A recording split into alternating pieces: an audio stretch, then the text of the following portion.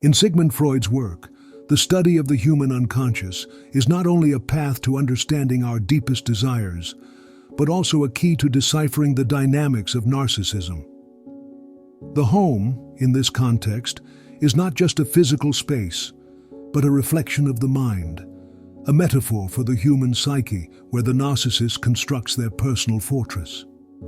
To understand what narcissists don't want us to know about their home, we must first immerse ourselves in the complex web of their psychic defenses and the mechanisms Freud identified throughout his career. The narcissist, in Freudian terms, lives in a constant state of conflict between the ideal self and the real self. The home, their environment, becomes a sanctuary where they can hide the cracks that exist between these two poles of their identity. Freud described narcissism as an exaggerated self-love, a fixation that prevents authentic connection with others. But what may not be understood is that this self-love is deeply tied to fear and insecurity. In their home, the narcissist creates a space that allows them to preserve a perfect image of themselves. The walls of this house are not only physical, but also symbolic, protecting a fragile facade. Relationships within this home, especially with those closest to them, are complicated. In the study of narcissism, Freud shows us how the narcissistic person seeks constant validation in their relationships. Their loved ones become mirrors reflecting their idealized image, but when this reflection is not what they expect, or when they feel challenged, a defensive reaction arises. This defense is one of the most powerful psychic mechanisms Freud identified: projection. Narcissists, in their home, often project their own flaws and feelings of inferiority onto others, making family members the recipients of their insecurities. The environment inside their home is carefully designed to maintain this fragile balance. Interactions are superficial and driven by the need for control. Narcissists, as Freud points out, are individuals who have not successfully integrated their self. They are trapped in a cycle of self-satisfaction, but also of desperation. Their home, therefore, becomes a representation of this internal chaos. Objects, decorations, everything in their environment is intended to reinforce their vision of themselves. But at the same time, these elements are imbued with an energy that constantly seeks validation. When a narcissist allows someone into their space, they do so with a mixture of fear and control. Freud maintained that the image one projects to the world is, for the most part, a defense against feelings of powerlessness and vulnerability that exist in the unconscious. The narcissist's home is not a sanctuary of peace. It is a battlefield where control and power are essential to maintaining the illusion of safety. Objects, people, memories are arranged in such a way that the narcissist can reaffirm their dominance over their environment. But the stability that seems to exist is built on shifting sands. One of the most revealing aspects of a narcissist's home is the absence of true emotional connection. Freud believed that narcissism, in many cases, is an attempt to compensate for a lack of love and attention during childhood. This primordial void cannot be filled by others, and certainly not by the relationships the narcissist forms. The walls of their home not only contain a physical structure, but an emotional barrier that separates them from others. Within these walls, emotions are minimized, denied, or simply ignored. The interpersonal relationships that exist in this space are marked by manipulation, exploitation, and control, all designed to protect the fragile sense of self that the narcissist seeks to preserve. What narcissists don't want us to know about their home is that beneath the surface of perfection, there is a profound dissatisfaction and fear. In Freud's analysis, the narcissist is trapped in a vicious cycle where, on the one hand, they seek admiration and love from others, but on the other, they are deeply incapable of receiving or giving genuine love. This emotional void is disguised as grandeur and perfection, and the home, as a symbolic space, becomes a tool to hide the internal despair. The narcissist's home, therefore, is not just a refuge, it is a psychological fortress. Every corner is designed to uphold an illusion of power, control, and perfection. But what Freud understood better than anyone is that this illusion is the mask of a deeply fragmented being, incapable of facing their vulnerability or forming an authentic emotional connection with others. In this space, what is hidden are not just physical weaknesses, but the deepest fears of the unconscious, those fears that narcissists fight to keep at bay at all costs. Each object in their house, each gesture, each word serves a specific function: to protect their sense of identity and reinforce their ego. However, Freud also made it clear that this self-image, built upon the denial of one's own insecurities, cannot hold forever. The cracks in the facade of perfection are inevitable, and at some point, the narcissist's internal tensions will erupt. The home, which seemed a safe place, becomes a battlefield where the narcissist fights to maintain their self-concept intact, regardless of the cost to others. In conclusion, the narcissist's home is much more than just a physical space. It is a reflection of the internal chaos that Freud so masterfully unraveled. Upon entering this space, we encounter a facade of perfection, control, and power, but behind those walls lies a broken psyche, marked by fear and despair. What narcissists don't want us to know is that beyond their facade, they live in a constant state of vulnerability, incapable of accepting their humanity or truly connecting with others. The home, in this sense, is not a refuge but a prison built to protect a fragile ego that disintegrates at the slightest threat. This underlying fear, which Freud so accurately described, is the hidden engine driving every aspect of a narcissist's life. For them, public image is crucial, but it is an image built on a lie, the lie of perfection. The facade of their home reflects this truth. It is a carefully constructed facade designed to hide their insecurities. The objects that adorn their rooms are not chosen for their beauty or functionality, but for the meaning they bring to their identity. Each piece of furniture, each accessory, has a purpose: to keep at bay any reminder of what they consider their flaws and vulnerabilities. Freud, when speaking of ego defenses, made it clear that narcissists use these elements as barriers to protect themselves from the anxiety caused by a lack of true self-esteem. Within this controlled space, where emotions are a rare commodity and intimacy is locked away, the narcissist faces loneliness. The home becomes a refuge, but also a cell, as it is designed to prevent real closeness with others. Any attempt to show vulnerability or weakness is seen as a direct threat to their identity, so anyone who tries to get too close emotionally is often rejected or manipulated.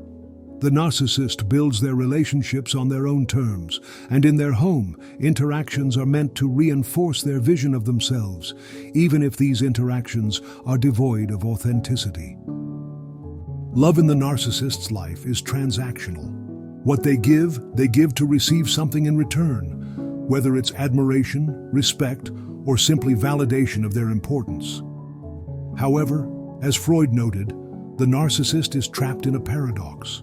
They seek attention, but at the same time, they fear true connection because it would put them in a position of vulnerability. The narcissist's home, then, becomes an extension of this paradox. While they invite others in, they do so only under certain conditions. Approval must be unconditional and control must be maintained. Any breach in this dynamic can trigger a cycle of rejection, disqualification, and manipulation. This cycle feeds off projection, another essential concept in Freudian theory. The narcissist projects their own insecurities onto others, so those around them become the sources of their frustrations and fears. In the narcissist's home, these projections materialize in objects that carry special meaning. For example, a mirror not only reflects the face of the person looking into it, but for the narcissist, the mirror is a way to confirm their greatness. Yet, at the same time, that very mirror reflects the uncertainty they are struggling to conceal. Objects in their home are imbued with an ambiguous energy. On one hand, they are symbols of power and control, but on the other, they are constant reminders of the narcissist's internal fragility. The home then becomes an emotional battleground. The narcissist has an ongoing need to reaffirm their power, And for this, they not only need to control what happens within their home, but also what others perceive of them. This includes those closest to them, those who might be their partners, friends, or family members. In relation to these individuals, the narcissist tends to manipulate their emotions, making them believe that they are responsible for any problems that arise. It is a strategy aimed at maintaining balance, but it is also a strategy that pushes others away, creating an emotional distance that makes any form of genuine relationship difficult. It is important to highlight that, from the Freudian perspective, the narcissist is not aware of all of this. Freud shows us how these psychic defenses develop over the course of a lifetime, often from childhood, as a form of protection against early experiences of abandonment or rejection. These early traumas shape the way the narcissist sees the world and themselves. The home is a material manifestation of this defense, a place where the rules of the game are different, where the narcissist is in charge, and where for a time they can deceive others and themselves into thinking they have everything under control. But the truth is that they are trapped in a cycle of self-deception that prevents them from living authentically. By observing the narcissist's home, we can more clearly understand how their thoughts and behaviors are shaped by this complex web of defenses and unmet desires. The home is not just a physical refuge, but a place where the narcissist can hide behind the appearance of perfection. A place where they can attempt to fill the emotional void that has accompanied them since childhood. However, no matter how elaborate the facade, there is something that can never be hidden. The constant anxiety that accompanies the narcissist, that feeling that, deep down, they are never enough. This deep fear of being stripped of their perfect image is what drives their need for control, not only over their environment, but over the people who enter their life. The narcissist cannot tolerate the dissonance between the image they project and the reality of their inner being. That is why, within their home, they may create a carefully designed world that reflects their desires, but also their deepest fears. It is a space that is both a refuge and a prison, a place where the narcissist fights to maintain their image of greatness, yet at the same time faces the loneliness and disconnection that their ego has created. This is the secret that narcissists don't want us to know. The home they build for themselves is an illusion, a defense against an existential void that they can never fill. And as long as this facade stands, they will continue to seek validation from others, never able to fill the emotional void within them. Deep down, narcissists fear confronting the truth of their own vulnerability, which is why they prefer to build a world where control and perfect image are the norm, even if this means living in a constant internal battle, isolated from genuine connection with others. This emotional isolation is crucial to understanding the narcissist's psyche. Despite the appearances of grandeur they may show in their home, their life is marked by loneliness. The narcissist doesn't know how to connect authentically with others because, in their unconscious, they fear being abandoned or rejecting others before they are rejected. This deep fear is behind their need for control and constant search for admiration. The objects and decorations in their home are, in many cases, a way to fill that existential void, but they never completely succeed. Freud spoke of the Oedipus complex and how early experiences of love and rejection within the family core play a fundamental role in personality development. In the case of the narcissist, these experiences not only shape their relationship with others, but also shape the way they relate to their own being. If, in childhood, they did not receive the love and validation they needed, they will develop a dependence on external sources to satisfy this lack. Their home then becomes a place where they can manipulate circumstances and people to receive the admiration they crave, but without the ability to give true love. Moreover, within the narcissist's home, a recurrent pattern of idealization and devaluation is observed. Freud taught us that the narcissist alternates between overvaluing themselves and devaluing others. This pattern is very visible in family or romantic relationships. Family members or close individuals are subject to this cycle of idealization, where they are placed on a pedestal until the narcissist finds a crack in their idealized image. At that moment, people are devalued and discarded as quickly as they were idealized.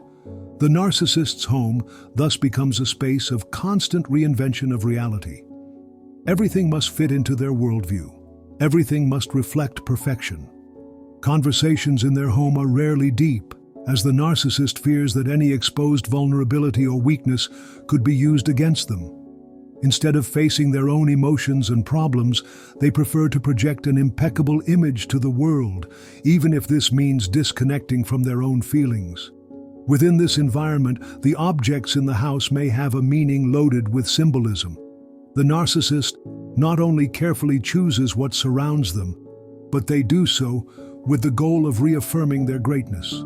Paintings, sculptures, furniture, every piece can be a declaration of power. Yet behind this attempt to display, there is a vulnerability that cannot be hidden for long. Narcissists, like any human being, have moments of weakness, but due to the nature of their fragile ego, these weaknesses are never accepted. On the other hand, the narcissist has a very complex relationship with the physical space of their home. It is a place where they can exert control, but at the same time, it is a place where they face their deepest fears. In many cases, the narcissist may experience extreme anxiety when their spaces feel disorganized or out of place, as this represents a lack of control in their emotional life. The home, in this sense, acts as a mirror of the narcissist's interior, a place that appears orderly and perfect on the surface, but is filled with insecurities that are not easily visible. For this reason, a narcissist's home can also be a place full of hidden symbols, especially in how the spaces are arranged. For example, the places they choose to rest or relax, like their bedroom or office, are very personal spaces that they rarely share with others. These places are considered by the narcissist as their refuge, their private sanctuary where they can maintain the illusion of control. These same spaces, however, are often a representation of the internal disconnection they feel. They may be filled with objects that make them feel powerful or special, but at the same time, they lack elements that foster true emotional connection, such as family photos or memories of shared happy moments. The kitchen, in the narcissist's home, for example, may be a functional space, but it is rarely a place of gathering or family sharing. For them, relationships tend to be transactional based on what they can get from others. Food, the act of nurturing, also becomes an act of control. The narcissist controls what is eaten, how it is eaten, and with whom it is eaten, as this gives them a sense of power over the situation. The kitchen, in this case, is another scenario where they can project their perfection, but at the same time, it is a place where emotions are suppressed, where deep or vulnerable conversations have no place. When a narcissist allows someone into their home, they are testing their power. While their home is designed to be a place that reinforces their identity, it is also designed to keep others at a safe distance. The narcissist needs to control how they are perceived, so any interaction within their home is mediated by this need to manipulate and control the perception of others.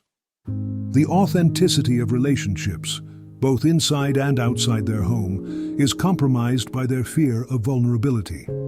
It is essential to understand that the narcissist does not see their actions as manipulative or controlling, as these are simply defensive strategies that have been internalized over years of psychic development. The home, therefore, acts as a refuge for these defenses, where the narcissist can escape from the emotional pain of their own psyche and take refuge in a world of artificial perfection. Ultimately, what narcissists don't want us to know is that their home is just an extension of their fragile ego, a physical manifestation of their fears and defenses.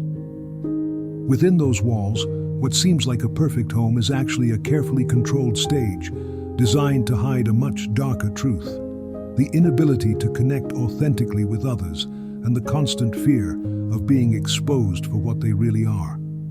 Thus, the narcissist continues to live, trapped in a cycle of desperation and self-deception, constantly seeking validation that will never be enough, because what they truly need cannot be found in their home or in the superficial admiration of others.